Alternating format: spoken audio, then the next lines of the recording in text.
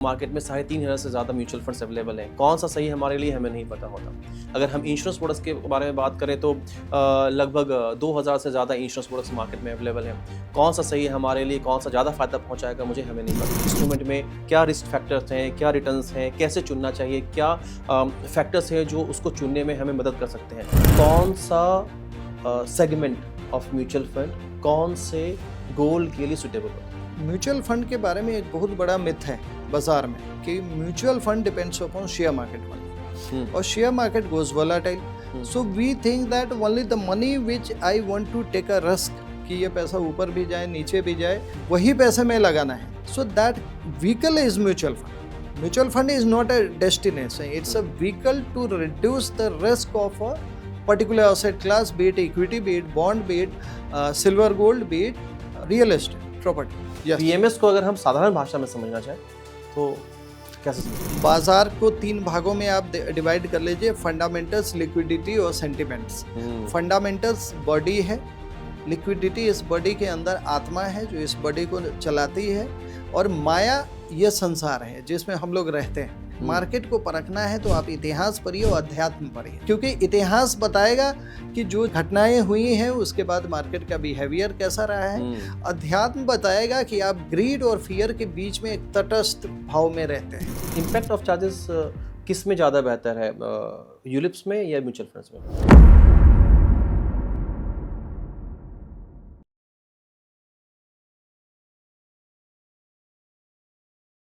नमस्कार, आप सबका बहुत बहुत स्वागत है द सुमित शो में, जहाँ पे आज फिर हमारे साथ जुड़े हैं डॉक्टर कुमार गौरव.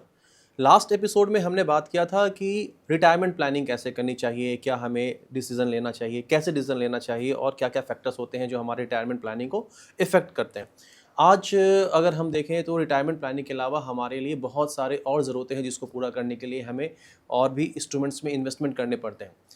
अगर हम बात करें म्यूचुअल फंड की ही तो मार्केट में 3,500 से ज़्यादा म्यूचुअल फंड्स अवेलेबल हैं. कौन सा सही है हमारे लिए हमें नहीं पता होता. अगर हम इंश्योरेंस प्रोडक्ट्स के बारे में बात करें तो लगभग 2,000 से ज़्यादा इंश्योरेंस प्रोडक्ट्स मार्केट में अवेलेबल हैं. कौन सा सही है हमारे लिए, कौन सा ज़्यादा फ़ायदा पहुँचाएगा मुझे हमें नहीं पता. इसी तरह से और भी बहुत तरह के इंस्ट्रूमेंट्स हैं जहाँ पे एक ही इंस्ट्रूमेंट के अंदर मल्टीपल चॉइसेस होते हैं और सही चॉइस कैसे करें इसका हमें नहीं पता होता. तो आज हम आपकी ज़िंदगी को और आसान बनाने के लिए डॉक्टर कुमार गौरव से सहयोग लेंगे और उनसे हम डिस्कशन करेंगे कि इन सारे फैसलों को हमें कैसे लेना चाहिए, हर इंस्ट्रूमेंट में क्या रिस्क फैक्टर्स हैं, क्या रिटर्न्स हैं, कैसे चुनना चाहिए, क्या फैक्टर्स हैं जो उसको चुनने में हमें मदद कर सकते हैं. तो सर आज फिर से स्वागत है आपका हमारे पॉडकास्ट में. और आज का मुद्दा है हमारा डिफरेंट इंस्ट्रूमेंट्स को, फाइनेंशियल इंस्ट्रूमेंट्स को हम कैसे चूज़ करें, क्या क्या फैक्टर्स हैं जो इन्फ्लुएंस करते हैं उसको चूज़ करने में. तो सर पहले हम समझना चाहते हैं आपसे कि क्या क्या ऑप्शंस हैं हमारे लिए मार्केट में. एक अगर हम स्टार्ट कर रहे हैं, अगर हम 25 से 30 साल के बीच के हैं और हम फाइनेंशियल इंस्ट्रूमेंट्स को ढूंढ रहे हैं कि अब हमें सेविंग्स इन्वेस्टमेंट शुरू करना चाहिए, तो क्या क्या ऑप्शंस अवेलेबल है मार्केट में. So thanks once again Sumit, and सारे दर्शकों को मेरा नमस्कार. आपने बड़ी अच्छी टॉपिक उठाई है कि जब हमें एक समझ आ जाए कि हाँ हमें फिनेंशियल सेविंग करनी है, इन्वेस्टमेंट करनी है, एक पोर्टफोलियो बनाना है एक साइंटिफिक तरीके से, तो पहला काम तो होता है जी अपने उद्देश्य को समझें. आपके जो फिनेंशियल गोल्स हैं, आप किसी भी उम्र के हैं तो आपके अगली ज़िंदगी के गोल्स 3 भागों में डिवाइड हो सकते हैं, जो कि शॉर्ट टर्म, मिड टर्म और लॉन्ग टर्म है. शॉर्ट टर्म आप अगले 5 साल के लिए, एक युवा व्यक्ति है जो 5 साल को शॉर्ट टर्म कह सकता है. एक रिटायर्ड व्यक्ति है वो 3 साल ही शॉर्ट टर्म है, उसके लिए टाइम फ्रेम कम है.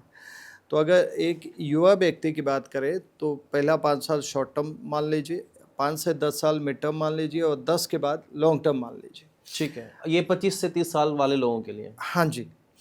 और अब इन तीनों के लिए जो असेट क्लासेस हैं, असेट क्लासेस का चयन के पहले आप देख लीजिए कि आपके शॉर्ट टर्म में क्या फॉल हो रहा है. जैसे मान लीजिए एक इमरजेंसी फंड की व्यवस्था करनी सबके लिए ज़रूरी है. तो इमरजेंसी फंड नॉर्मली लोग या तो सेविंग अकाउंट में रखते हैं, फिक्स डिपॉजिट कर देते हैं. उसका कोई सही इस्तेमाल नहीं हो पाता कि साइकोलॉजिकली मुझे लगता है कि जो पैसे मेरी जेब में हैं, जो पैसे बिल्कुल एटीएम से विड्रॉ हो सकते हैं, वही एक इमरजेंसी फंड का पार्ट है. और कितना होना चाहिए, there is a rule of this also. तो इमरजेंसी फंड का एक थंब रूल है कि अगर आप जॉब में हैं, if there is a perpetual earning flow, monthly cash flow, salary आ रही है आपको, तो आपका 6 इंटू आधे 6 महीनों का जो खर्चा है उसको आप एज एन इमरजेंसी रख सकते हैं। तो मान लीजिए महीने का 1 लाख का खर्चा है तो 6 लाख रुपया, you don't need to go beyond this. So 6 lakh के अंदर ही, इवन दैट 6 लैक्स, ज़रूरी नहीं है कि आप शुरुआत में ही एलोकेट करें, क्योंकि शुरुआती में तो आपको एक कॉर्पस जुटाने में बहुत टाइम लग जाएगा। सो उस 6 लाख का भी आप निर्माण कर सकते हैं। आपकी मान लीजिए 50,000 की सैलरी है या 1 लाख की सैलरी है, तो मोर देन 40 to 50% आप इसमें सेविंग कर सकते हैं, जहाँ पे आपके शॉर्ट टर्म गोल्स का भी निर्धारण हो सकता है। ठीक है। सो अब मान लीजिए 10,000 या 15,000 रुपये आपने एक इमरजेंसी फंड के लिए चुन लिए और उसको क्वांटिफाई कर लिया। इसके बाद आपके अगले 5 साल में खर्चे हो सकते हैं, गाड़ी लेनी है या गाड़ी चेंज करना है या आपको घर लेना है, आगे आपके बच्चों की पढ़ाई लिखाई है जो आपके मिड टर्म गोल्स में आ सकते हैं, फिर रिटायरमेंट के गोल्स आपके लॉन्ग टर्म में आ सकते हैं। तो इस तरीके से पहले आपने पर्पस चुन लिया, फिर आप आइए एक असेट क्लास की दुनिया में कि इन्वेस्टमेंट के क्या क्या असेट क्लासेस हैं। तो इन सारे असेट क्लासेस में mutual fund, insurance, fixed deposit, property, gold, अभी तक हमने देखा है कि भारतवर्ष में लोगों का प्रॉपर्टी और गोल्ड से बहुत ज़्यादा ऑब्सेशन रहा है। But those times were different, जो हमारे ग्रैंडफादर का टाइम था जहाँ फिक्स्ड डिपॉजिट के रेट ही 12-14% हुआ करती थी, and we didn't have that information flow, information was very scarce. So now they are innovative products like they are mutual fund, insurance, NCDs, stocks, everything. अब हर असेट क्लास का एक risk reward का pattern होता है। Risk reward का pattern, इसका मतलब जहाँ रिवॉर्ड ज़्यादा है वहाँ रिस्क भी ज़्यादा है। अब रिस्क 2 प्रकार के होते हैं, एक रिस्क होता है पैसे के खोने का और दूसरा रिस्क होता है उतार चढ़ाव का, पैसे का जो भाव है वो ऊपर नीचे हो रहा है। तो अगर आप स्टॉक की बात करें, स्टॉक मार्केट में किसी एक पर्टिकुलर कंपनी के शेयर्स चुन लिए आपने या 2 से 3 कंपनियों के चुन लिए, तो you are largely concentrated to the fate of all those 2-3 companies, and obviously you won't have the capability and scalability to get a research on those businesses, because the stock is a derivative of the underlying business. If the underlying business is doing very well, then obviously it will reflect in stocks and then you will have profit. But profit करने के लिए खाली खरीदना ज़रूरी नहीं है, समय पे बेचना भी ज़रूरी है. So when you are selling, that is also important while you are purchasing or buying a stocks. So to dilute the risk of the stocks, you invest through the vehicle of mutual fund. So what is mutual fund? It's a vehicle of diversification, of reducing the risk. How the risk is reduced? By investing your 100 rupees 2 रुपया करके मान लीजिए 50 कंपनियों में निवेश कर दिया गया. अब 50 to 80 companies has a part of your investment. So the return and risk both are diversified lively, क्योंकि इकट्ठा 20 कंपनियां तो कभी बंद नहीं होगी, आपके पैसे ज़ीरो नहीं होंगे. So that is the pattern of mutual fund. And inside obviously mutual, जैसे आपने सही बताया कि 3,000 म्यूचुअल फंड है. So they are classified as per market cap, as per sectoral, thematic, hybrid category. They are different categories which one should choose as per the goal which is selected. Financial goal, बच्चों के लिए कुछ और हो सकता है, retirement के लिए कुछ और हो सकता है, इमरजेंसी फंड के लिए कुछ और हो सकता है. And then you take the help of a financial adviser and then find out the best suit for you. Okay, so mutual fund से पहले you are discussing about the emergency fund, contingencies fund. So before COVID, हम उम्मीद कर सकते थे ये 6 महीने वाली बात. क्या नहीं लगता कि कोविड के बाद ये 6 महीने का टेन्योर बदल के 2 साल का होना चाहिए, 3 साल का होना चाहिए इमरजेंसी फंड के लिए? So Sumit, that is also individual specific. If you are in a kind of profession where there is a massive job security, you are working for a PSU company. So the definition for you for the emergency fund will be relatively smaller, you know. मगर आप एक private firm में जो कर रहे हैं जहाँ पे अट्रिशन रेट बहुत ज़्यादा है, सो आपके लिए थोड़ा लंबा हो सकता है. So that depends on kind of occupation you are. Okay, अब आते हैं वापस से म्यूचुअल फंड में. म्यूचुअल फंड में आपने कहा कि अलग अलग सेक्टर के हिसाब से और अलग अलग सेगमेंट के हिसाब से कैटेगराइजेशन है. अब लेमन के हिसाब से हम समझने की कोशिश करते हैं कि अगर मुझे, आपने 3 तरह के नीड्स की भी बात करी, शॉर्ट टर्म, लॉन्ग टर्म और मिड टर्म, तो कौन सा सेगमेंट ऑफ म्यूचुअल फंड कौन से गोल के लिए सुटेबल होता है? इसके लिए आपको सबसे पहले म्यूचुअल फंड की जो दुनिया है उसको अच्छे से समझना पड़ेगा.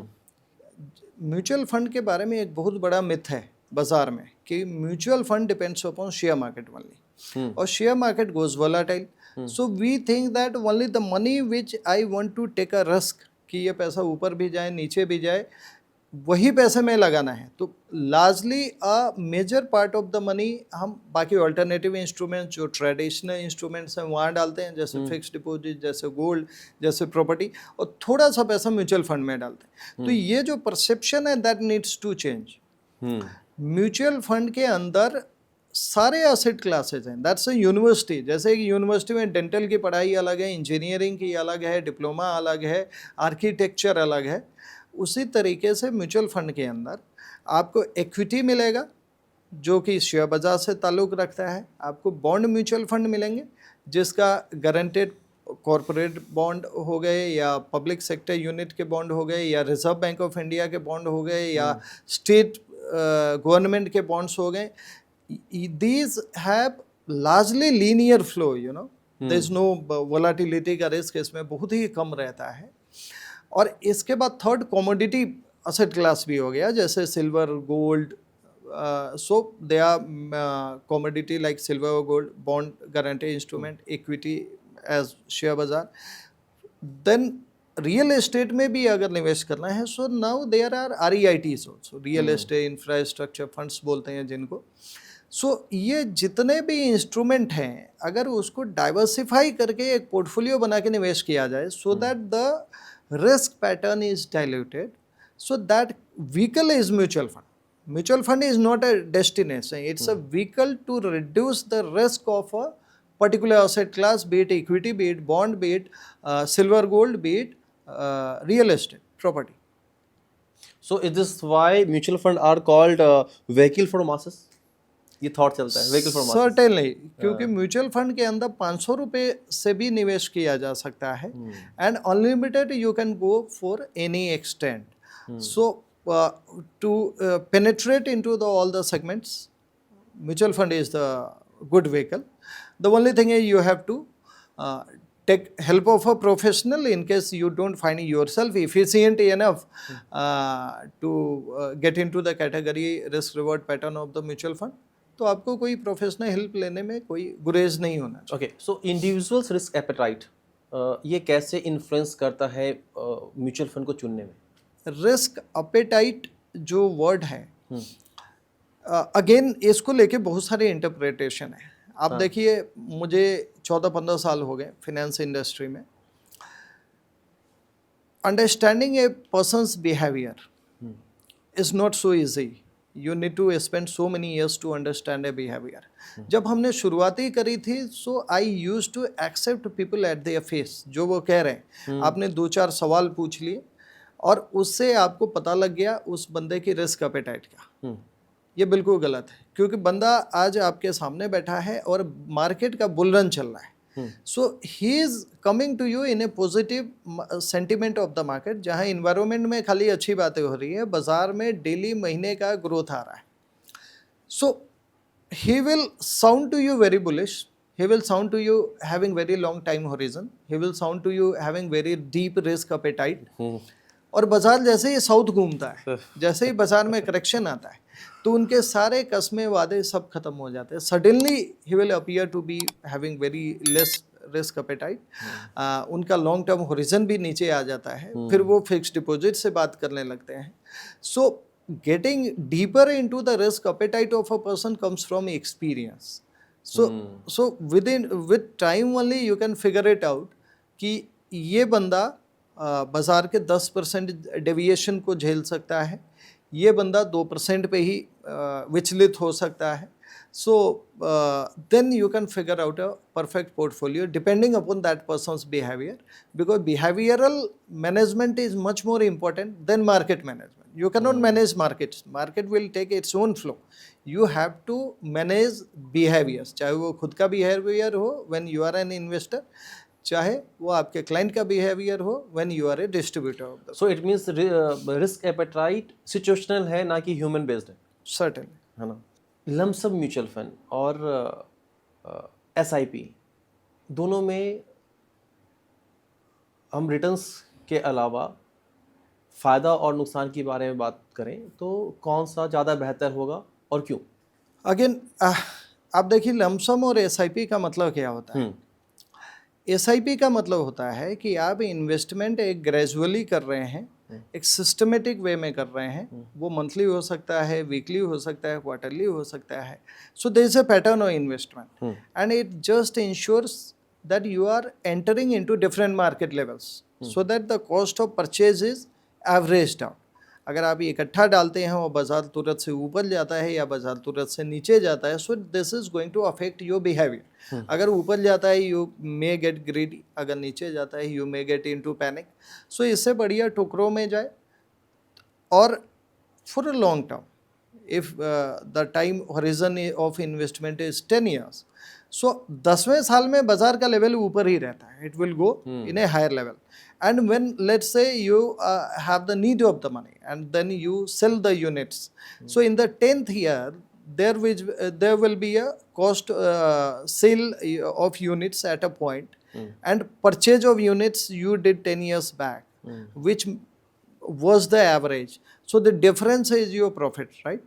So lump sum पैसा डालने में कोई प्रॉब्लम नहीं है अगर आपका बिहेवियर लंबा है, मार्केट को समझते हुए है, टाइम होरिजन लंबा है, बिहेवियर स्टेबल है, तो आप लमसम डालेंगे तो इकट्ठा यूनिट्स आ जाएंगे. 10वें साल में आपके सारे यूनिट्स की ग्रोथ सबसे अच्छी आ जाएगी. मगर जब आप एक एसआईपी करेंगे तो या तो एक इंक्रीजिंग बुल मार्केट होगा तो आपकी एवरेज कॉस्ट ऑफ परचेज महंगी भी हो सकती है. एक फॉलिंग मार्केट होगा तो एवरेज कॉस्ट ऑफ परचेज सस्ती भी हो सकती है. अगर प्रैक्टिकली देखा जाए तो अगर बियर मार्केट है तो यूनिट्स आपके बहुत ज़्यादा जमा हो रहे हैं, मगर सेंटिमेंटली आपको उल्टा आप नेगेटिव हुए जा रहे हैं, क्योंकि आपके यूनिट्स तो जमा हो रहे हैं मगर आपका ध्यान कहाँ है, वैल्यू पे ध्यान है, तो वैल्यू तो घटता ही जा रहा है. So in short term you break your SIP. So if you don't break your SIP, क्योंकि बातचीत में हम एक आइडियल कंडीशन मानते हैं मगर प्रैक्टिकली हैपेंस द ऑपोजिट. जैसा मैंने कहा कि बिहेवियर अगर सेंटीमेंट नेगेटिव हो गया तो बंदा एसआईपी ही बंद कर देगा. तो ऑब्वियसली लमसम बेटर था कि उसमें कम से कम इन्वेस्ट किया और कम से कम टिका.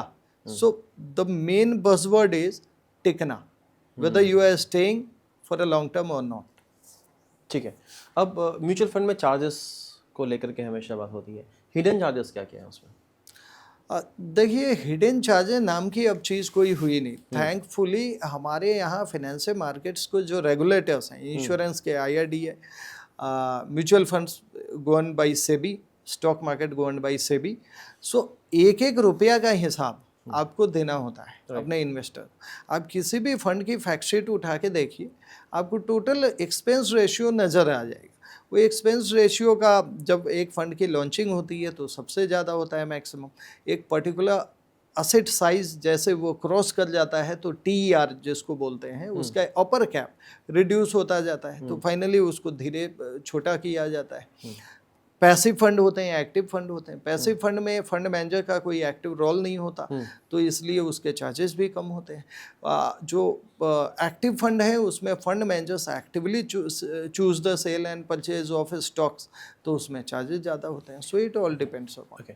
सो ठीक है, वो जो 4 पेज का डॉक्यूमेंट्स आता है, चाहे वो ऑनलाइन हो या ऑफलाइन है, वो हर आदमी पढ़ के समझ नहीं सकता या फिर पढ़ना भी नहीं चाहते सब लोग. तो वो कौन सा पॉइंट्स है जिसको पढ़ के लोग अंदाज़ा लगा लें या समझ लें कि हाँ ये ज़्यादा महंगा है, ये ज़्यादा सस्ता है mutual fund? See, the practical answer to it again will be, Sumit, if you have substantial money and you want to put, instead of going to directly to a mutual fund platform and finding out a fund for you, choose and research your financial advisor, your professional mutual fund distributor. क्योंकि ये जो फाइनर points हैं आप पढ़ भी लेंगे तो आपके समझ आ जाए ये ज़रूरी नहीं है, maybe the language is too technical.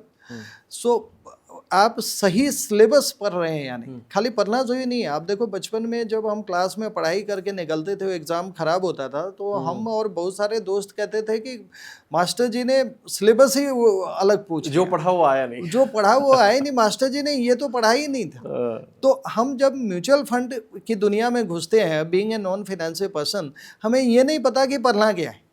हम कुछ और ही पढ़ लेते हैं और फाइनली जब आउटकम खराब आता है तो हम सोचते हैं कि इतना ज़्यादा रिसर्च भी किया तब भी म्यूचुअल फंड में हमें वो प्रॉफिट नहीं आ रहा जो हमने सोचा है. So it's always better to take help professional. India में म्यूचुअल फंड के ऊपर टैक्स का इम्पैक्ट कैसे है? म्यूचुअल फंड में टैक्सेशन को आप शॉर्ट टर्म और लॉन्ग टर्म और इक्विटी और डेट इन दोनों में डिवाइड करके देखिए. पहले डेट की बात कर लेते हैं. तो जो बॉन्ड फंड्स होते थे या डेट फंड्स होते थे या होते हैं, उनमें पहले टैक्स की छूट होती थी. इंडेक्सेशन बेनिफिट उसको कहते थे, जो 2 सालों पहले ख़त्म कर दिया. So now the debt funds are taxed as per tax slab just to bring them at par to the fixed deposits. Equity में you definitely have tax benefits. उसमें शॉर्ट टर्म का डेफिनेशन होता है विद इन 1 ईयर और long term का definition होता है beyond 1 year. तो मान लीजिए शॉर्ट टर्म के अंदर आप सेल कर रहे हैं इक्विटी म्यूचुअल फंड को, तो आपको 20% का शॉर्ट टर्म कैपिटल गेन लगता है. और अगर आप 1 साल के बाद सेल कर रहे हो तो 1.25 लाख रुपए तक का प्रॉफिट पर इंडिविजुअल इज टैक्स फ्री. उसके सरप्लस का प्रॉफिट के ऊपर 12.5% का टैक्स आपको देना पड़ेगा. बट इसमें एक चीज़ आपने ध्यान देना है कि म्यूचुअल फंड में you can defer your tax. How? Defer tax का मतलब आपको टैक्स उसी पार्ट पे लगेगा जिसको आप सेल कर रहे हो. जो यूनिट्स आप लॉन्ग टर्म में होल्ड कर रहे हो उस पर कोई टैक्स नहीं लग रहा. अनलाइक ए फिक्स डिपॉजिट, मान लीजिए एक एफडी आपने 10 सालों की करी, आप उसका इस्तेमाल तो 10th ईयर में कर रहे हो मगर आपको टैक्स हर साल लग रहा है. So there is no deferment, you are accrual basis पे आप टैक्स देते जा रहे हो. It impacts when you sell only. Mutual fund में the portion of the money which is sold that only कटेस्ट टैक्स. तो हम कहते हैं कि भाई जो 1.25 लाख रुपया आपके फैमिली में 4 लोग हैं, हस्बैंड है, वाइफ है, 2 बच्चे हैं, तो चारों को मिला के 1.25 लाख रुपया, अगर बच्चे मेजर हैं उनके भी निवेश हो रहे हैं, तो अब चारों को मिला दिया जाए तो 5 लाख रुपए का 1.25 लाख गुने 4, 5 लाख रुपए का टैक्स फ्री प्रॉफिट 1 साल में बना सकते हो. बट इसके लिए आपको 5 लाख का प्रॉफिट रियलाइज करना होगा. सो कई बार आप देखेंगे म्यूचुअल फंड में एक्सट्रीम्स लोग फॉलो करते हैं. कुछ लोग मिलेंगे जो लॉन्ग टर्म को बिल्कुल परपेचुअली मान के बैठे हैं, वो 16-17 सालों से कोई सेल ही नहीं किया, वो होल्ड करके ही बैठे. बट उस प्रोसेस में क्या होता है कि you lose the tax benefits. जो सालाना आपके पहले 1 लाख रुपए टैक्स एग्जेम्प्ट होते थे, इसके बाद 1.25 लाख रुपए इंट्रोड्यूस हुए. ट्रेडिशनली तो पूरा कैपिटल गेन ही फ्री था. फ्री से 10%, 10 से 12.5%, हो सकता है भविष्य में इसको ही बढ़ाया जाए. तो अगर आप रियलाइज प्रॉफिट बिल्कुल ही नहीं करते हैं तो आप ये कैपिटल गेन की जो एग्जेम्पशन है वो साल साल लूज कर जाते हैं. इसी को टैक्स हार्वेस्टिंग भी कहा जाता है म्यूचुअल फंड में. तो एक तो आप टैक्स के लिहाज से सालाना कर सकते हैं. 3 से 4 सालों में आपको अपने पोर्टफोलियो का रीबैलेंसिंग भी करना चाहिए as per market situation, as per your financial goals में भी तब्दीली आ सकती है. हो सकता है कि आपने जब प्लानिंग किया है तो गोल्स आपके कुछ और हैं, जब टाइम आगे बढ़ा है तो गोल्स कुछ और हो गए. राइट. सो 2 तरह के इन्वेस्टर्स की बात करते हैं, एक जो शुरुआत कर रहे हैं और एक जो एक्सपीरियंस्ड है. म्यूचुअल फंड को चूज़ करते वक्त एक्सपीरियंस जो है उन्होंने बहुत सारा कुछ देख लिया है, जान लिया, समझ लिया है. नए लोगों को वो कौन से 3 फैक्टर्स हैं जो देखना चाहिए म्यूचुअल फंड खरीदते वक्त? आपने बिल्कुल म्यूचुअल फंड की इन्वेस्टमेंट अभी अगर शुरू करी है तो जैसा मैंने आपको बताया कि if you want to take it on your own then also there is no problem, but you should be fully aware of the risk reward pattern of the mutual fund which you are taking. तो सबसे पहले तो mutual fund के 3 भागों में बांट दे as per asset class, जैसे equity mutual fund, bond mutual fund और कमोडिटी म्यूचुअल फंड जिसमें सिल्वर गोल्ड आ गया, गोल्ड ETF वगैरह, और चौथा एक REIT क्लास भी आ गया। ठीक है। अब ये क्लासिफिकेशन करने के बाद आप इक्विटी के अंदर आए तो इक्विटी में 3 पार्ट और हो गए मार्केट कैप के हिसाब से, जिसमें large cap, mid cap, small cap. Large cap में कौन से आ गए? टॉप 100। आम्फी की जो क्लासिफिकेशन है वो कहती है मार्केट कैप के हिसाब से टॉप 100 अगर आप कंपनियां छाट दें भारतवर्ष में लिस्टेड स्टॉक तो वो लार्ज कैप फंड में आ गए। उसके बाद वाले 150 मिड कैप में आ गए। अब 250 खत्म हो गया और 250 के बाद जितने भी स्टॉक हैं वो सब स्मॉल कैप में आ गए। तो आपकी कैटेगरी 3 डिफाइन हो गई, large cap, mid cap, small cap. Asset classes define हो गए, इक्विटी, बॉन्ड और सिल्वर गोल्ड। अब इन सबको मिक्स करके प्रोडक्ट्स बनाए जाते हैं। जैसे एक मेडिसिन है, उसमें सॉल्ट्स को डिफर करके नए नए मेडिसिन बनाए जाते हैं, उसी में म्यूचुअल फंड को भी नए नए बनाए जाते हैं। जैसे एक कैटेगरी हो गई आपकी प्योर इक्विटी कैटेगरी, तो ये 100% इक्विटी लार्ज कैप हो सकता है या 100% मिड कैप या 100% स्मॉल कैप, या इसकी मिक्सिंग करके आप प्रोडक्ट्स बना जा सकते हैं। जैसे small cap, mid cap, large cap, अगर तीनों को मिला दिया, तीनों अगर एक डिसिप्लिन्ड पोर्शन में मिलाया तो उसको मल्टी कैप फंड बोलते हैं। तो मल्टी कैप फंड का मतलब 25% स्मॉल, 25% मिड, 25% लार्ज, 75 हो गया। बचा हुआ 25% फंड मैनेजर अपनी कन्विक्शन के हिसाब से रीट वगैरह भी ले सकते हैं उसमें। सो 100% मल्टी कैप फंड में डिसिप्लिन्ड डाइवर्सिफिकेशन हो गया। ये अगर फ्लेक्सिबल डाइवर्सिफिकेशन चाहिए आपको तो आप फ्लेक्सी कैप फंड देख सकते हैं, जिसमें लार्ज कैप, मिड कैप और स्मॉल कैप का proportion is defined by fund manager, not by the regulator. आप जब आपको लगे कि नहीं स्मॉल कैप, मिड कैप की वैल्यूएशन बहुत महंगी है, तो fund manager can take everything to the large cap. When he sees that large cap के बनिस्बत स्मॉल कैप, मिड कैप में गुंजाइश रिटर्न की बहुत ज़्यादा है, so he can shift the portfolio towards a small cap, mid cap. So it's entire flexibility of the fund manager to do. So that is within equity आ गए। अब आप इक्विटी और बॉन्ड को अगर मिक्स करके बनाएं तो उसको से हाइब्रिड कैटेगरी जनरेट होती है।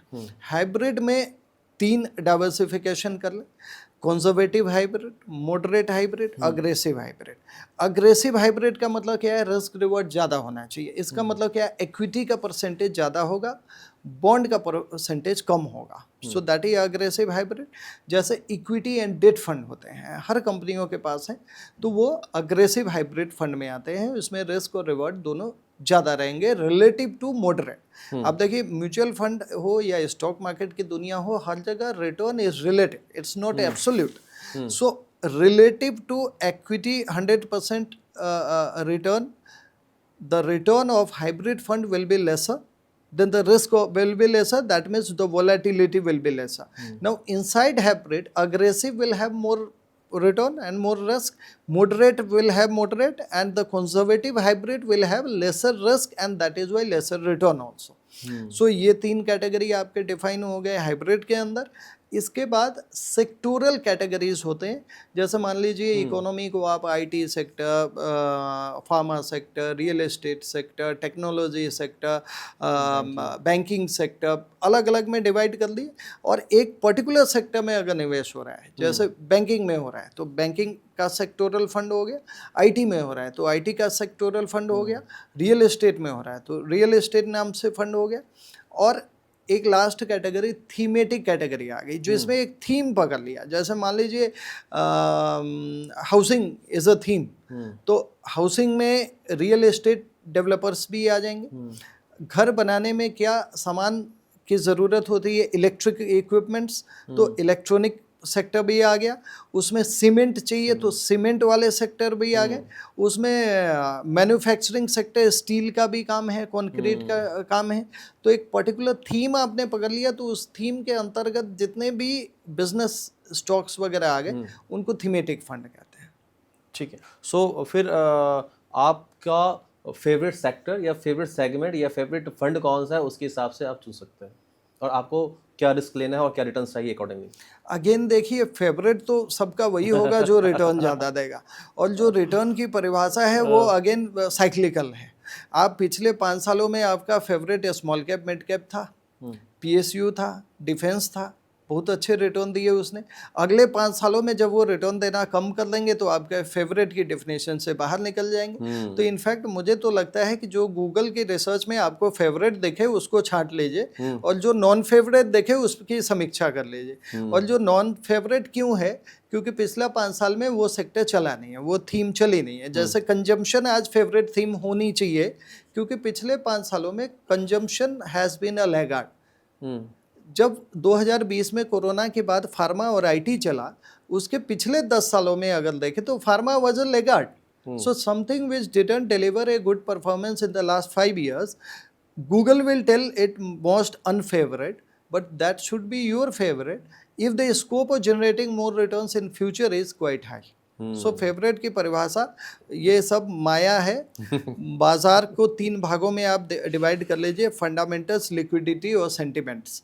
फंडामेंटल्स बॉडी है, लिक्विडिटी इस बॉडी के अंदर आत्मा है जो इस बॉडी को चलाती है, और माया ये संसार है जिसमें हम लोग रहते हैं। तो कई बार एक फेमस फंड मैनेजर हैं, उन्होंने कहा था कि डेटा और साइंस को पढ़ के, स्टैट को पढ़ के आप मार्केट को नहीं परख सकते। मार्केट को परखना है तो आप इतिहास पढ़िए और अध्यात्म पढ़िए, तो क्योंकि इतिहास बताएगा कि जो चीज़ घटनाएं हुई हैं उसके बाद मार्केट का बिहेवियर कैसा रहा है। अध्यात्म बताएगा कि आप ग्रीड और फियर के बीच में एक तटस्थ भाव में रहते हैं। तो जो आपका फेवरेट वही बन जाता है जो बहुत ज़्यादा वैल्यूएशन में महंगा है। Ironically that should come at the lowest priority selection index for you. तो हिस्टोरिकल रिटर्न्स बहुत ज़्यादा डिपेंड नहीं होना चाहिए उस पर, ऐसा कह सकते हैं? Historical returns should be evaluated on the basis of performance, relative performance, कि पिछले 5 सालों में अगर इस फंड मैनेजर ने बाजार से बेहतर रिटर्न दिया है। एक फंड मैनेजर का काम क्या होता है? हर फंड का मेजरमेंट का एक इंडेक्स होता है। उस इंडेक्स के एवज में उसने अगर बेहतर रिटर्न दिया है तो उसको अल्फा कहते हैं। So what is the alpha A fund manager has created? Is it beating the benchmark which is it's funds criteria? अगर उसने बहुत ही अंडर परफॉर्म किया है, अपने बेंचमार्क को अंडर परफॉर्म किया है, तो obviously that shouldn't be the selection. मगर अगर एक फंड ने इसलिए अंडर परफॉर्म किया है क्योंकि उस फंड के सेक्टर ने ही अंडर परफॉर्म किया है, सो हो सकता है कि वो सेक्टर में ग्रोथ अभी आना बाकी, वो थीम आना बाकी। So you shouldn't discard only on the basis of underperformance in a particular fund. You should check the relative performance, check the relative sector, and then make future strategy. ULIPs को compare किया जाता है mutual fund से, आपका इस पर क्या कहना है, क्या सही है? देखिए, म्यूचुअल फंड्स को यूलिप से इसलिए कंपेयर किया जाता है क्योंकि ULIP is given by an insurance company governed by IRDA. Mutual fund is given by governed by SEBI and distributed by AMC. दोनों की आधारभूत संरचना में डिफरेंस क्या है तो दोनों फंड ही मार्केट में निवेश करते हैं, डाइवर्सिफिकेशन प्रिंसिपल पे अप्लाई होता है उन पे। मगर जब आप एक इंश्योरेंस कंपनी के द्वारा लेते हैं तो उसमें इंश्योरेंस का पार्ट इनबिल्ट होता है। So you have to see whether the insurance is costing you lesser और हायर। मे बी अगर इंश्योरेंस की रिक्वायरमेंट ही नहीं है और इंश्योरेंस का चार्ज बहुत ज़्यादा है, मान लीजिए आपकी उम्र 50 साल है, आपकी उम्र 55 साल है, तो आपके मोर्टेलिटी चार्जेस बहुत हायर एंड पे रहेंगे, और आपकी उम्र कम है, 25 साल है, तो मोर्टेलिटी चार्जेस कम रहेंगे। तो इसके बाद आपने देखना है कि बाकी के चार्जेस का डिस्ट्रीब्यूशन क्या है, क्योंकि यूलिप प्रोडक्ट्स में allocation charge, policy admin charge, miscellaneous charge और फंड मैनेजमेंट चार्ज, ये 4 कैटेगरी में होते हैं। मगर उसमें भी traditional concept of ULIP and the modern age ULIPs both are different, क्योंकि पहले चार्जेस इतने ज़्यादा होते थे कि 2 साल 3 साल में यूलिप की परफॉर्मेंस ब्रेक इवन पे भी नहीं आती थी, और इससे लोग घबरा के 3 साल में बंद कर लेते थे। प्रोडक्ट 10 साल का होता था या 5 साल का होता था, तो यूलिप में लोगों को ज़्यादा रिटर्न नहीं बने। बट जब से ये मॉडर्न एज यूलिप्स आए, जब चार्जेस को बिल्कुल कंट्रोल कर दिया गया, अभी भी कुछ कंपनियां ऐसी हैं जिसमें एलोकेशन चार्ज भी ज़ीरो है, पॉलिसी एडमिन चार्ज भी ज़ीरो है। तो अगर प्रोडक्ट्स की आपने चार्ज के लिहाज से अच्छी से एनालिसिस कर लिया, एनालिसिस करने के बाद अगर आपने निवेश किया और उस प्रोडक्ट को अपने टेन्योर के हिसाब से चलाया, जैसे हर प्रोडक्ट में एक पीपीटी होता है, एक पीटी होता है, तो प्रीमियम पेइंग टर्म और पॉलिसी टर्म। पीपीटी मान लीजिए 5 साल का है, पॉलिसी टर्म 10 साल का है, तो इसका मतलब 5 साल टुकड़ों में आपने निवेश किया और 10th ईयर में आपने मैच्योरिटी निकाली, you will definitely achieve the desired result. There is one more condition, there are in number of funds, वैसे इक्विटी, बॉन्ड, गोल्ड के फंड यूलिप के प्रोडक्ट्स में हो सकते हैं। यू हैव टू चेक किस कंपनी का ले रहे हैं, कौन से प्रोडक्ट ले रहे हैं, कितने फंड ऑप्शन है। इन फंड्स की इंटरनल स्विचिंग हो सकती है विदाउट टैक्स। मान लीजिए एक म्यूचुअल फंड आप लेते हैं, तो आपने शॉर्ट टर्म में विद इन 12 मंथ्स आपको लगा एक इक्विटी फंड ले लिया है, जो गलती से ले लिया है उसे एग्जिट करना है और दूसरे फंड में जाना है, तो you will attract number 1 exit load, number 2 short term capital gain tax. ये चीज़ यूलिप के अंदर नहीं है। अगर आपने एक फंड को ले भी लिया है और दूसरे महीने में भी उस फंड को निकालना है, स्विच करना है किसी और फंड में, तो there are unlimited free switches inside a ULIP without attracting tax on it. तो आप इक्विटी से बॉन्ड में जा सकते हैं, बॉन्ड से आप गोल्ड में जा सकते हैं, वापस लार्ज, मिड, स्मॉल की स्विचिंग कर सकते हैं। दो all these switchings should be done under again a professional advice, or it should be a very conscious decision. तो ULIP is a product in which there are several features, उस features को समझना, उसका इस्तेमाल करना और प्रोडक्ट के tenure के हिसाब से चलाना। अगर ये तीनों चीज़ कर रहे हैं तब तो ULIP will definitely give you an edge, because there is no short term capital gain, there is no exit load within 5 years, and up to 2.5 lakh रुपए अगर पर पैन कार्ड निवेश है तो टैक्स फ्री भी है। इसका मतलब शॉर्ट टर्म भी नहीं लगा, लॉन्ग टर्म भी ज़ीरो है। So it gets a tax arbitrage also. So to sum up I can tell you, अगर इंश्योरेंस की कॉस्टिंग कम है, चार्जेस आपने देख लिए हैं कम है, स्विचिंग आप बराबर एक प्रोफेशनल हेल्प लेके करते रहे हैं, प्रोडक्ट को 10 ईयर तक चलाए हैं, तो ULIP will always give an edge. एक फ़ायदा और भी हो जाता है कि म्यूचुअल फंड में लोगों को रिटेन करना, एवरेज होल्डिंग पीरियड 1.5 साल ही है। 1.5 साल में वो सेंटिमेंट के चक्कर में बाजार अगर नेगेटिव गया है, वो SIP रोक देंगे या विड्रॉ कर लेंगे। यूलिप में बंद गया, इट्स ए लॉक इन। अगर आपका सेंटिमेंट कितना भी नेगेटिव है, आपको इन्वेस्टर रहना ही पड़ेगा। So this also comes as a blessing in disguise. So if you are running the product as per its features, it's good. If you are breaking it in between, it's not good. It's better to be so staying for 5 years, so giving the age of returns also.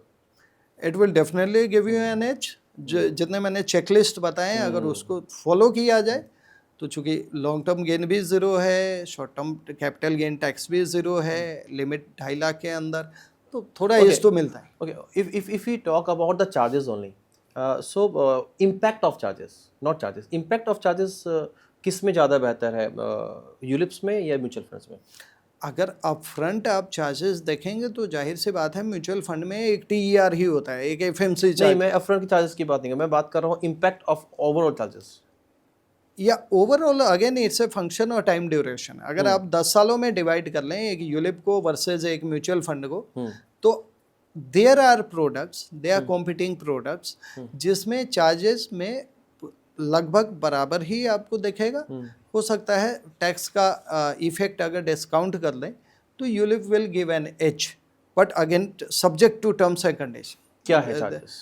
Product to product, देखो company to company charges differ कर रहा है, product to product differ कर रहा है, आपकी as के हिसाब से डिफर कर रहा है, और आप टेन्योर के हिसाब से चला रहे हो या नहीं, इतनी बातों पे डिफर कर रहा है। तो आपने अगर ये सारे कायदे कानून नियम नहीं मानने हैं, better be into A mutual fund. अगर आपने एक यूलिप लिया है तो उसको ढंग से समझते हुए उसके शर्तों के मुताबिक काम कर रहे हैं, तो आपको एक पोर्शन, क्योंकि 2.5 लाख ही साल का देना है टैक्स फ्री के लिए, तो एक पोर्शन यूलिप का लेने में कोई बुराई नहीं है। और बचा हुआ पैसा आप म्यूचुअल फंड में डाल सकते हैं. So it can be A part of your investment, not overall investment. और अगर हम इंश्योरेंस प्लस म्यूचुअल फंड या यूलिप, अगेन ये डिबेट पुरानी है. आप गोल्स को सेग्रीगेट कर लें. अगर आपका शुरुआती में जब आप एक करियर के शुरुआत करते हैं और आपको चाहिए कि एक रिस्क कवर रहे 1 करोड़ का, 2 करोड़ का, तो टर्म प्लान के अलावे उसका कोई कंपैरिजन नहीं है. You by a term plan, that is the cheapest plan. क्योंकि 1 करोड़ रुपए का रिस्क कवर आपको यूलिप के अंदर में लेना मुश्किल है. हाँ, उसमें एक बता दूं कि एक नई कैटेगरी आई है जिसको ILP बोलते हैं, इंडेक्स लिंक्ड फंड शायद बोलते हैं उसको. तो इसमें आपका जो सम एश्योर्ड है वो भी काफ़ी बड़ा होता है. 1 CR 2 CR का हो सकता है, जहाँ नॉर्मली पहले यूलिप्स में 10 गुने का या 7 गुने का होता था, यहाँ पे 100 टाइम्स का भी हो सकता है. तो रिस्क कवर का काम हो गया. इसकी प्रीमियम पेइंग टर्म 10 से 12 साल होती है.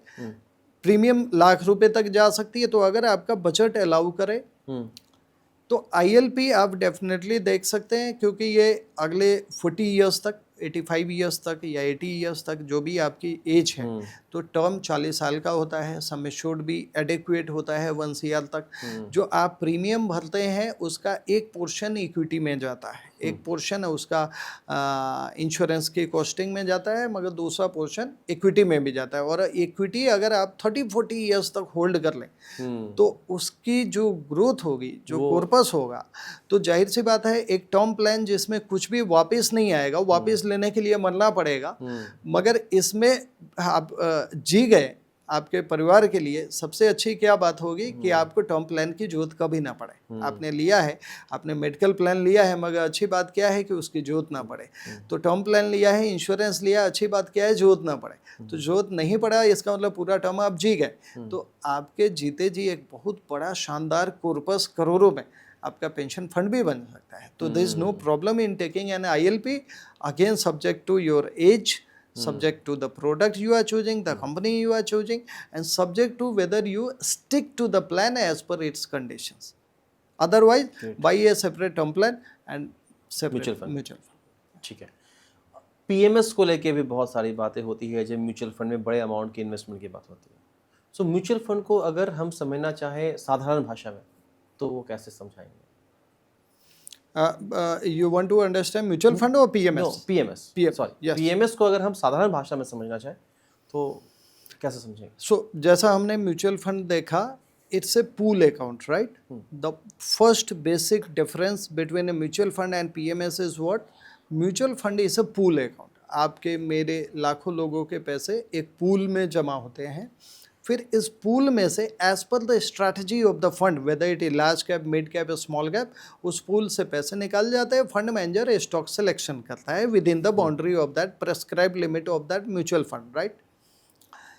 ये एक रिटेल प्रोडक्ट है. जैसा मैंने आपको बताया कि म्यूचुअल फंड के अंदर 500 रुपये से भी निवेश होता है. Now with time you get into an HNI, और from starting only you are an HNI investor. HNI का मतलब होता है high net worth, and you are a seasoned investor. That means you are matured with the fluctuation of the market. अगर आपने कभी कोई fluctuation volatility का एक्सपीरियंस ही नहीं है तो PMS should not be the starting point. Mutual fund graduate level है तो PMS पोस्ट ग्रेजुएट लेवल है. आपके PMS प्रोडक्ट्स में पूल नहीं है, it's a personalise account. Sumit का डीमैट अकाउंट अलग है, कुमार गौरव का डीमैट अकाउंट अलग है. मेरे डीमैट के power of attorney is given to a team, which team में be from a mutual fund company. एक AMC की टीम है जो मेरा पर्सनल डीमैट का पावर ऑफ अटॉर्नी लेके कौन सा स्टॉक्स बेचे जाएं, कौन से स्टॉक्स खरीदे जाएं, उनका निर्धारण करती है. तो it becomes a PMS. Not only the mutual fund companies, there are national brokers also जो PMS प्रोवाइड करते हैं. They are boutique fund managers also जो PMS प्रोवाइड करते हैं. So basic difference between a PMS and mutual fund is what? PMS will be a personalized demat account, power of attorney given to a fund manager's team. जो team मेरे demat के अंदर stock का cell और purchase करेगी mutual fund में मेरे लिए कुछ नहीं हो रहा है, it's A part of A pool. So that is the first basic difference. Second basic difference will be in terms of return and risk. PMS technically will have a higher standard deviation than a mutual fund. Okay. Higher standard deviation का मतलब इसमें swings काफ़ी होंगे. जब market bull run पे है तो इसके रिटर्न म्यूचुअल फंड के आगे बहुत ज़्यादा लगेगी. जब मार्केट करेक्शन पे है तो इसकी फॉल भी म्यूचुअल फंड के रेस्पेक्ट में बहुत ज़्यादा लगेगी. मार्केट रिकवरी में है तो दोनों एट पार भी दिख सकते हैं. अच्छा. सो पीएमएस की कॉस्टिंग क्या होती है? पीएमएस में बहुत सारे मॉडल्स होते हैं. एक जो स्टैंडर्ड पीएमएस मॉडल है वो कहता है कि 2.5% साल के चार्जेस होते हैं जो इसके मैनेजमेंट एक्सपेंसेस हैं. इसका कैप 2.5% अपर कैप है, 2.5% प्लस जीएसटी. जो कुछ और कैटेगरी हैं जिसमें प्रॉफिट शेयरिंग भी होती है, उसमें एक हर्डल रेट होता है. हर्डल रेट का मतलब 7 to 8% अगर रिटर्न आ रहा है उसके अंदर में हम आपसे 1 से 1.5% ही चार्ज करेंगे. और उसके ऊपर जो रिटर्न है, हर्डल रेट के ऊपर रिटर्न है, उसका एक पार्ट, प्रॉफिट का पार्ट, वो प्रॉफिट शेयरिंग मॉडल है. So they are different models after particular limit of profit. हाँ, मान लीजिए 8% की प्रॉफिट आपकी आई तो 8% तक तो 1% ही चार्ज होगा, depending upon the product which company you are choosing PMS. और 1% का एडिशनल चार्ज जो है that will be a sharing of profit basis.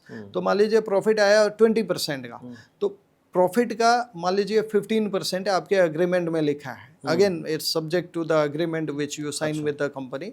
सो 20% का रिटर्न आया तो उसका 15% मतलब 3%. तो 3% ये हो गया, 1% आपके बेसिक चार्ज, तो इफेक्टिवली 4% का चार्ज हो गया. मगर स्टैंडर्ड जो पीएमएस है उसमें 2.5% का कैप है जहाँ पे प्रॉफिट शेयरिंग नहीं है. तो कई बार आपको ऐसा सुकून मिलेगा कि चलो प्रॉफिट से हम दे रहे हैं, मगर जब एक बुल मार्केट चलेगा प्रॉफिट का एक्सटेंट बहुत ज़्यादा होगा तो आपको चार्जेस और ज़्यादा लग जाएंगे, 2.5 से ज़्यादा. तो उस समय हो सकता है आपको लगे कि नहीं, प्रॉफिट शेयरिंग से बेहतर है 2.5% दो, निश्चिंत रहो. हाँ, सारा तो प्रॉफिट obviously अपना वो खुद फिर चुभेगा, ज़्यादा अमाउंट होगा उसका. ठीक है. पीएमएस आपने कहा कि उसका मिनिमम टिकट साइज क्या है? 50 लाख रुपए. हाँ, पहले 25 लाख होते थे, इसको 2020 जनवरी से 50 लाख कर दिया. अगर किसी के पास 1 करोड़ रुपए है, हाँ जी, और उसको डाइवर्सिफाई करना है यूलिप म्यूचुअल फंड और पीएमएस में, हाँ, तो उसको कैसे करना चाहिए? Again everything should starts with the purpose. कि पहले पर्पस का निर्धारण करना चाहिए कि मेरा पर्पस क्या है. मैं यूलिप ले रहा हूँ किस पर्पस से, म्यूचुअल फंड ले रहा हूँ किस पर्पस से, पीएमएस ले रहा हूँ किस पर्पस से. Just an investment. मैं आपको एक एग्जांपल देता हूँ. कोई भी इन्वेस्टमेंट का एक डेस्टिनेशन होता है. जैसे आप कहें मुझे ट्रैवल करना है, तो ट्रैवल कहाँ करना है? आपने चंडीगढ़ जाना है, मसूरी जाना है, आपने थाईलैंड जाना है, ताइवान जाना है.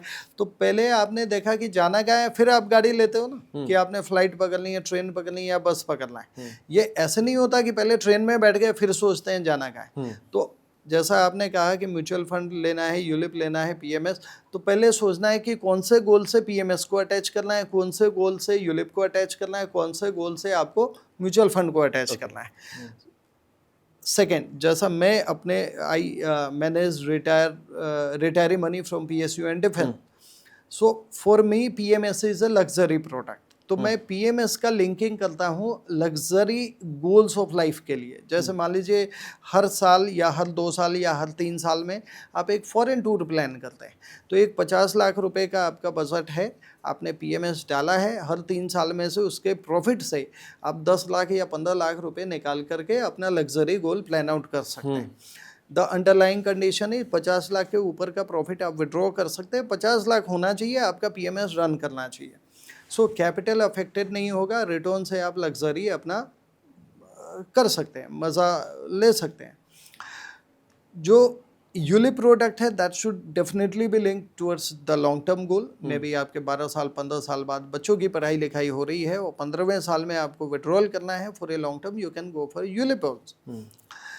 बचे पैसे आप म्यूचुअल फंड में लगा सकते हैं, क्योंकि म्यूचुअल फंड में सारी वैरायटी मिल गई। उसमें आपको इमरजेंसी फंड बनाना है तो या तो डेट फंड ले लीजिए, मगर अगर टैक्स स्लैब आपका हायर है तो डेट फंड की बजाय प्रेफर आर्बिट्राज फंड, और उससे थोड़ा बेहतर return with low risk volatility चाहते हैं तो you go into equity saving product.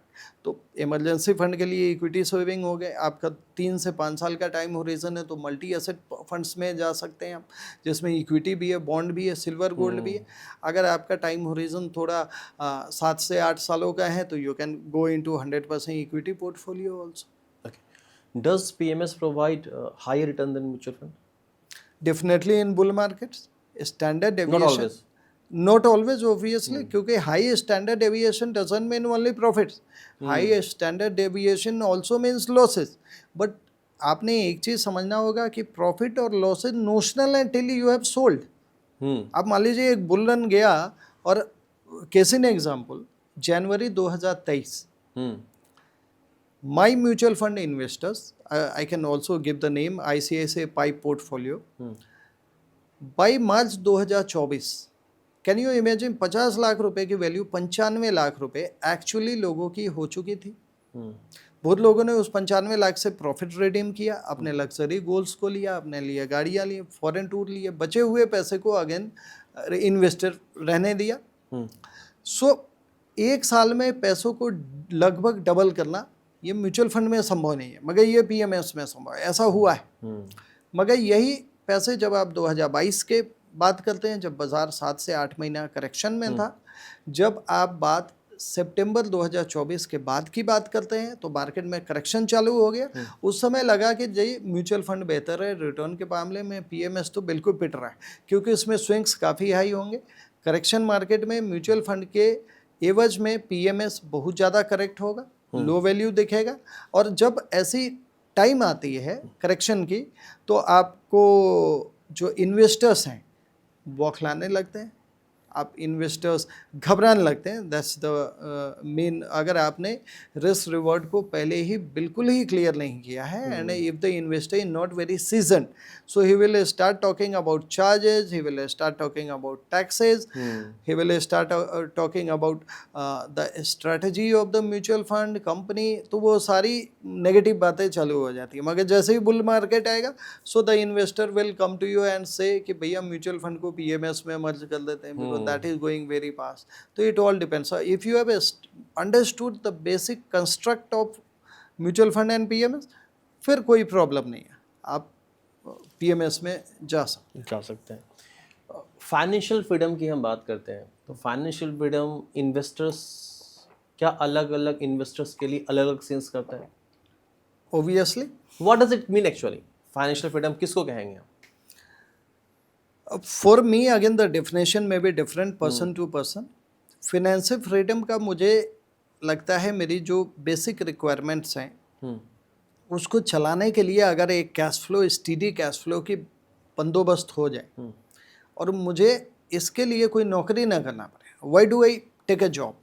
Because I want to get a monthly salary. On the basis of monthly salary I define my expenditure. Now in your life time you create assets, and if you have substantial assets to give you your salary and security also, because खाली ये monthly cash flow की बात नहीं है, आपके महीने के खर्चे चलते रहे, उसके साथ आपको साल में टूर्स पे भी जाने हैं, आपको लग्जरी रिक्वायरमेंट्स भी हैं, आपके बाल बच्चों की शादी ब्याह भी होनी है, आपको कोई अनफोर्सीन इवेंट का रिस्क भी आता है। तो इन सारी चीज़ों को रिस्क प्लानिंग अगर पहले कर लिया जाए, बच्चों के पढ़ाई लिखाई के इंतजाम हो जाए, और फिर एक परपेचुअल मंथली कैश फ्लो जो वक्त के साथ इन्फ्लेशन के रेट पे बढ़ता भी रहे, क्योंकि आज आप खर्चे 1 लाख रुपए लेके बैठे हैं, 10 साल बाद 2 लाख रुपया खर्चा हो जाएगा। So your asset should give U A capital appreciation also, not only like a fixed deposit monthly interest ले लिया, मगर 10 साल बाद एफडी को तोड़ लेंगे तो वो कैपिटल वहीं का वहीं है, मगर उस पैसे का वैल्यू जो 10 साल पहले 1 लाख रुपए का वैल्यू है, 10 साल बाद उसकी वैल्यू हो सकता है 50,000 हो जाए, तो the value will give, so the amount should appreciate with time so that the value is intact. ठीक है, अभी करंट न्यूज़ है टेक जीएसटी को लेकर के, इंश्योरेंस में जीएसटी नील कर दिया गया है, उसका इम्पैक्ट क्या रहेगा आगे इंश्योरेंस सेक्टर पे? Definitely welcome impact. जब टैक्सेस कम होते हैं, अफोर्डेबिलिटी कम होता है। अब डिपेंड करता है कि इंश्योरेंस कंपनी वो जो टैक्स के घटने से जो फ़ायदा मिल रहा है वो कंज्यूमर को कितना दे रही है, खुद के अपने प्रॉफिट पार्ट में कितना डाल रही है। उस पे एक थॉट आ रहा है कि वो अपने प्रीमियम इंक्रीज कर रही है, उस पे So impact exactly, that's what I said. Hmm So how much profit is given to the masses? How much is in between the company? और अगर ऐसा हुआ तो क्या कस्टमर को सस्ता पड़ेगा इंश्योरेंस फिर, क्योंकि अगर रेट बढ़ेगा तो फिर जीएसटी घट रहा है बट प्रीमियम बढ़ रहा है। नहीं देखो, सस्ता तो पड़ा ही है। अभी जैसे ही ये अनाउंसमेंट हुई है, जितने मेडिकल प्लान्स हैं आपके सस्ते हो गए। वो जीएसटी काट के ही प्रीमियम आ रहा है। उसके पोर्टल पे आप जब जाएंगे और प्रीमियम कैलकुलेट करेंगे तो वो जीएसटी का इफेक्ट कम हो जा रहा है। So definitely it's welcome move for the customers. Okay, अभी हम पिछले 20 साल की बात करें, यूलिप्स पहले गलत तरीके से बिका, या कहें फिर पहले वो फीचर्स उतने वेलकमिंग नहीं थे उसमें, फिर उसमें चेंजेस आए, गाइडलाइंस आई चार्जेस को लेकर के, उसका एक मार्केट बहुत स्ट्रांग बना। फिर ट्रेडिशनल प्लान को लेकर एक दौर चला, इंश्योरेंस की बात कर रहा हूँ। फिर म्यूचुअल फंड का दौर आया जहाँ पे गवर्नमेंट की तरफ से भी बहुत सारे एडवर्टीजमेंट हुए, अवेयरनेस प्रोग्राम्स हुए, और अब एक group of people are interested to invest in mutual funds. अगले 10 साल में ये ट्रेंड किधर जाते हुए नजर आता है आपको? Now the market is getting more informed. Mutual fund industry, and be it any financial industry, every financial industry has bigger scopes. चाहे मार्केट में लिंकेज अगर है, मार्केट मतलब इक्विटी मार्केट, प्रोडक्ट की अवेयरनेस कितनी है। अब देखिए, जब रेगुलेटरी इंटरफेरेंस से प्रोडक्ट की अशुद्धियों को निकाला जाता है और प्रोडक्ट को बड़ा शुद्ध किया जाता है, जैसे आपने खुद ही बताया कि पहले यूलिप प्रोडक्ट्स में चार्जेस बहुत ज़्यादा होते थे, मगर फिर एक टाइम आया जिसमें न्यू एज यूलिप प्रोडक्ट्स आए just to reduce the charges and make it more competitive than mutual fund. तो आगे आने वाले वक्त में रेगुलेशन और टाइट हो और प्रोडक्ट की शुद्धिकरण हो तो इसका मास इम्पैक्ट बहुत ज़्यादा होगा। जब पहले म्यूचुअल फंड के अंदर एंट्री लोड लगता था, मगर एक वक्त आया जब सेबी ने इसको रिफाइन किया और उस समय बड़ा हल्ला ये हुआ कि अब म्यूचुअल फंड की सेल कम हो जाएगी क्योंकि डिस्ट्रीब्यूटर को पैसा नहीं मिलेगा। अगर आप देखा जाए तो म्यूचुअल फंड की जो सेल है वो तो कहीं ज़्यादा बढ़ गई, इंडस्ट्री एक नए चरम सीमा पे है। तो प्रोडक्ट का मोर कस्टमर ओरिएंटेड बनाना, कस्टमर फ्रेंडली बनाना, इससे प्रोडक्ट का सेल भी बढ़ता है, इसको बेचने वाले लोगों की बाजार में इज्जत बढ़ती है, and then professionals come into the place. अब देखिए, आज कोई बंदा एक इंश्योरेंस एजेंट कहलाने से अच्छा एक म्यूचुअल फंड डिस्ट्रीब्यूटर कहलाना क्यों चाहता है? क्योंकि जो म्यूचुअल फंड की प्रोडक्ट्स है वो बहुत ज़्यादा ओवर रेगुलेटेड है। बाज़ार में इसका परसेप्शन काफ़ी बेहतर हो गया जब से रेगुलेटरी इंटरफेरेंस आया। तो पहले के यूलिप डिस्ट्रीब्यूटर, आज के यूलिप डिस्ट्रीब्यूटर और आने वाले समय में इंश्योरेंस डिस्ट्रीब्यूटर, ये प्रोडक्ट जितना क्लीन होगा, लोगों को वैल्यू देगा, लोगों को प्रॉफिट देगा, तो फाइनेंशियल एडवाइजरी में एंट्री होगी नए फाइनेंशियल एडवाइजर्स की, प्रोफेशनल फाइनेंशियल एडवाइजर्स की, जिनका पेनिट्रेशन खाली एचएनआई सेगमेंट में नहीं होगा, जिनका मिडिल क्लास सेगमेंट में भी होगा, और definitely all the products have a very good scope.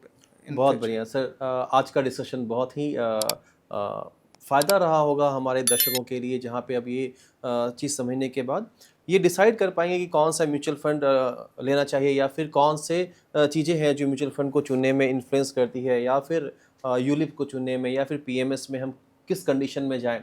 तो ये उनके लिए बहुत ही फ़ायदा बनेगा। तो इसके लिए बहुत बहुत धन्यवाद आपका आज के टाइम के लिए, और थैंक यू सो मच। धन्यवाद।